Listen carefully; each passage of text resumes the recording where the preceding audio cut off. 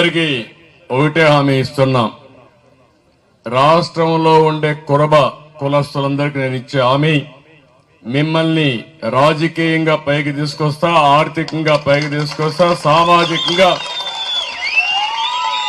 ఒక శక్తివంతమైన జాతిగా తయారు చేసే బాధ్యత తెలుగుదేశం పార్టీ తీసుకుంటామని మీ అందరికీ హామీ ఇస్తున్నా. కనకదాసుకి అదే మరి వెంకటేశ్వర స్వామికి అవినాభావ సంబంధం ఉంది కాబట్టి ఒక టీటీడీ బోర్డు మెంబర్ కూడా ఏమన్నారు, ఒకప్పుడైతే పార్సార్థి గారు కూడా పనిచేశారు, మళ్ళీ ఒక బోర్డు మెంబర్ గా నామినేట్ చేస్తామని చెప్పి కూడా మీకు తెలియజేస్తున్నా.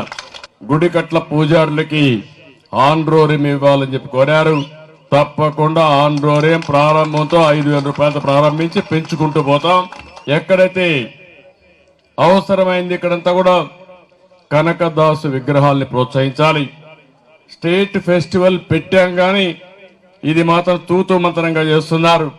అట్లా కాకుండా కులస్తులందరికీ స్ఫూర్తినిచ్చే విధంగా కనకదాసు జన్మదినాన్ని స్టేట్ ఫంక్షన్ గా నిర్వహిస్తాం.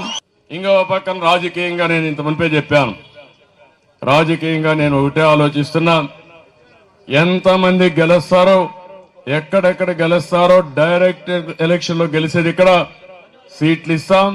ఒకవేళ డైరెక్ట్ ఎలక్షన్ లో గెలవని ప్రాంతాల్లో ఎమ్మెల్సీలుగా ఇచ్చి ప్రజాప్రతినిధులుగా మీరు అసెంబ్లీలో కౌన్సిల్లో ఎంటర్ అయ్యే పరిస్థితి తీసుకొస్తామని చెప్పి కూడా మీకు తెలియజేస్తున్నా. ఇవే